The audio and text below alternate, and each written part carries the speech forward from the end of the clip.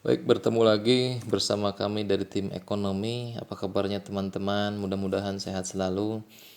Untuk pertemuan kali ini kita akan membahas tentang sistem ekonomi.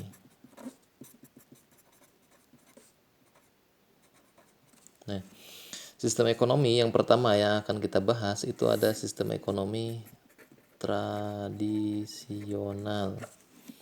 Kemudian sistem ekonomi pasar, sistem ekonomi sosialis, kemudian sistem ekonomi Pancasila. Yang pertama, sistem ekonomi tradisional.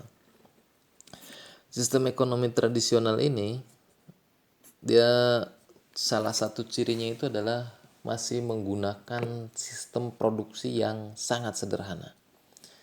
Dia masih menggunakan tenaga manusia, kemudian alat tukarnya pun tidak menggunakan uang, masih menggunakan cara-cara barter. Itu tradisional, salah satu cirinya. Kemudian sistem ekonomi pasar. Nah, sistem ekonomi pasar ini banyak sebutannya. Ada yang menyebutnya juga sebagai sistem ekonomi liberal. Ada juga yang menyebut sebagai sistem ekonomi kapitalis. Ada juga sebutan sistem ekonomi bebas. Ini berbeda tapi hampir mirip-mirip sih. Kalau pasar atau liberal atau kapitalis atau bebas, ini mekanisme dari sistem perekonomiannya itu semuanya diserahkan kepada pasar. Semuanya diserahkan kepada mekanisme antara permintaan dan penawaran. Semuanya full antara permintaan dengan ini adalah D, simbolnya ini adalah S. Semuanya permintaan dan penawaran. Apa ciri-cirinya? Kalau di negara salah satu ciri yang paling umum dari sistem ekonomi ini adalah pemerintah tidak ikut campur tangan dalam perekonomian. Pemerintah tidak campur tangan dalam perekonomian. Jadi semuanya diserahkan kepada permintaan dan penawaran. Semakin banyak permintaan, maka akan menyebabkan harga barang tersebut atau maaf, ketika harga barang tersebut tinggi, maka jumlah permintaannya akan turun.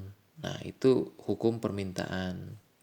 Namun, di sisi produsen, ketika harga barang tinggi, itu dia akan cenderung menawarkan barangnya lebih banyak dari biasanya. Karena apa? Karena berharap meraih keuntungan yang banyak. Misalkan kemarin ketika pandemi ini Indonesia yang katanya ekonominya Pancasila atau sistem ekonomi campuran antara pasar dengan sosialis itu lebih dekat kepada sistem ekonomi pasar. Ketika masyarakat membutuhkan masker, kemudian permintaan akan masker itu tinggi, nah apa yang terjadi? Nah, harganya nih si produsen mereka menawarkan dengan harga masker yang tinggi karena permintaannya itu sedang tinggi. Kan lumayan kan? Produksi banyak. Nah, pas harganya tinggi. Jadi ketemu tuh sistem ekonomi pasar. Lalu apa langkah pemerintah? Nah, kalau di ekonomi campuran seperti Indonesia, pemerintah itu ikut campur tangan dalam proses perekonomian. Bagaimana pemerintah mengintervensi perekonomian? Maka pemerintah bisa menetapkan harga eceran tertinggi ataupun bisa pemerintah menggunakan dengan cara-cara yang lain seperti pemerintah menggelar bazar atau pasar murah. Pasar murah tentang sembako atau bisa pemerintah pokoknya menutupi permintaan dari konsumen yang cukup tinggi yang tidak bisa dipenuhi oleh produsen, maka pemerintah di sini bisa ambil bagian. Supaya apa? Supaya mengendalikan harga tidak terlalu tinggi. Nah, ekonomi liberal, liberal itu kan bebas tuh. Ekonomi kapitalis, kapital itu kalau orang-orang yang punya kapital, punya modal, ini kapital atau di sini nanti uang atau modal ini akan menguasai perekonomian. Jadi nanti akan muncul orang yang semakin kaya, yang miskin semakin semakin miskin. Karena apa? Karena di sini masyarakatnya diberi kebebasan penuh. Masyarakat diberi kebebasan dalam menjalankan perekonomian.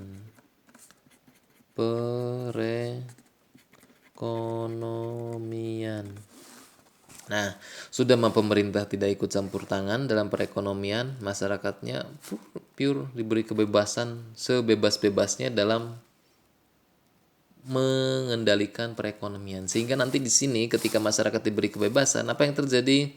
Orang-orang yang punya kreativitas tinggi, kemudian yang punya daya tahan tinggi, di sini dia akan sukses. Nah, kemudian orang-orang yang dia tidak mampu bersaing, dia kreativitasnya rendah dan lain sebagainya, di sini akan menemui kegagalan. Gagal. Nah, gagal. Kalau sudah gagal ya mereka kalau di sini sukses nanti akan sangat kaya. Di sini maka muncul orang-orang miskin. Nanti yang kaya ya semakin kaya, yang miskin ya semakin miskin. Nah, salah satu ciri dari perekonomian ini adalah nanti akan memunculkan orang-orang ini. Orang-orang yang kaya, orang-orang yang miskin. Karena apa? Nanti orang yang kaya dia punya kebebasan dalam mengelola perekonomian. Nah, sehingga dia dengan kreativitas yang tinggi, dengan daya tahan yang tinggi, dia mampu menghasilkan uang dari perekonomian yang dia ciptakan. Kemudian sosialis ada juga yang menyebutnya sebenarnya sosialis dengan komunis itu berbeda, tapi banyak yang menyamakan antara sosialis dengan komunis. Ada yang menyebutkannya sosialis, ada yang menyebutnya juga komunis. Dulu pernah ada perang dingin antara blok timur dengan blok barat, itu antara Amerika dengan Uni Soviet, di mana Uni Soviet dia mempunyai paham perekonomiannya atau paham komunis, kemudian Amerika itu punya liberal. Nah, ternyata yang menang adalah yang liberal. Komunis hancur. Kita akan bahas tentang sosialis sedikit. Nah, kalau di sini di pasar itu tidak ada batasan kekayaan. Nah, di sini tidak ada batasan kekayaan. Nah, kalau sosialis itu sama rasa sama rata. Maka di sini nanti kebalikan semua kebalikan dari sini. Dari kapitalis, dari perekonomian pasar.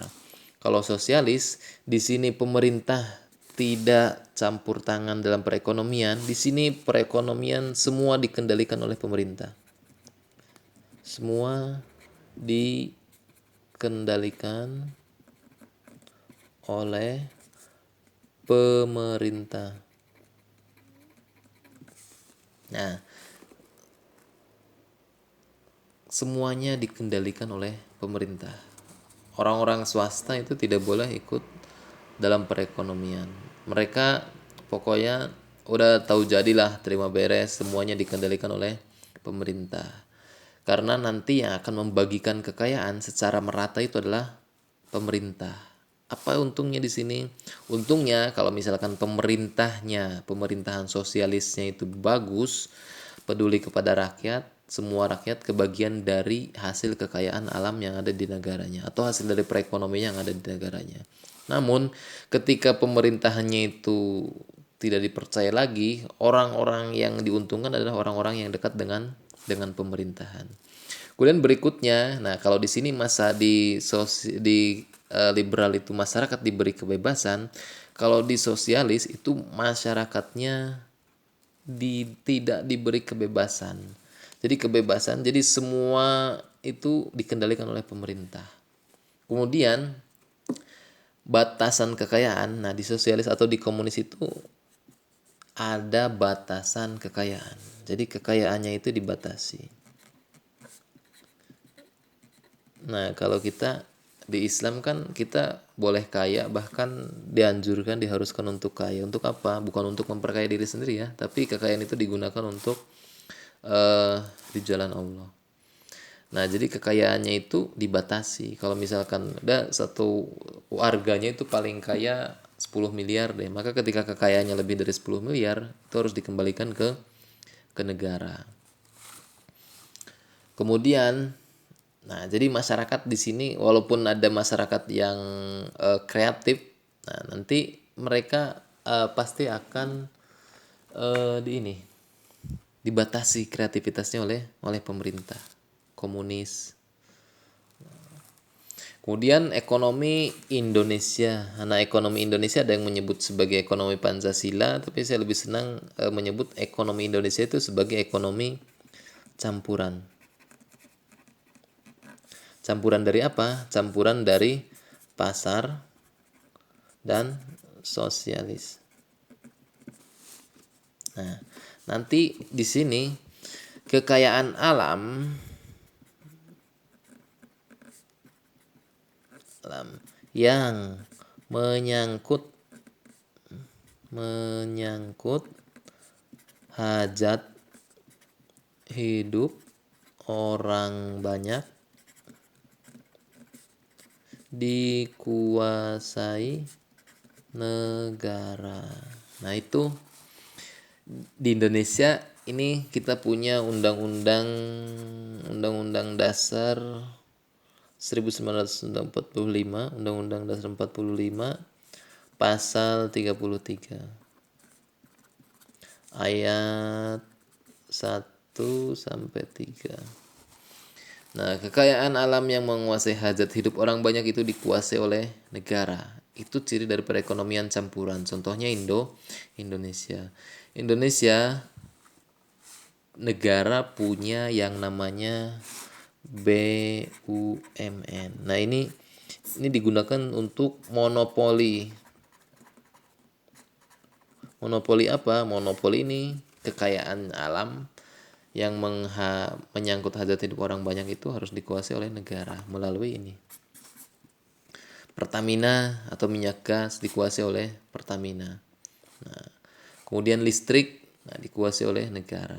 PLN itu kalau misalkan tidak nanti banyak sekali yang menyediakan listrik, itu harga nanti di tiap daerah itu berbeda-beda. Kalau swasta yang menguasai, mereka fokusnya itu adalah mencari untung. Kalau dikuasai oleh pemerintah, itu adalah untuk kesejahteraan masyarakat, kesejahteraan warganya. Nah, itu Indonesia. Kemudian Indonesia ini jadi dia menerapkan sistem dari sosialis juga, menerapkan dari pasar juga. Yang baik dari keduanya diterapkan di Indonesia. Jadi campuran antara pasar dan sosialis. Oke. Itu saja dulu pembahasan pada pertemuan kita kali ini. Nanti kita lanjutkan di pertemuan berikutnya. Terima kasih. Assalamualaikum warahmatullahi wabarakatuh.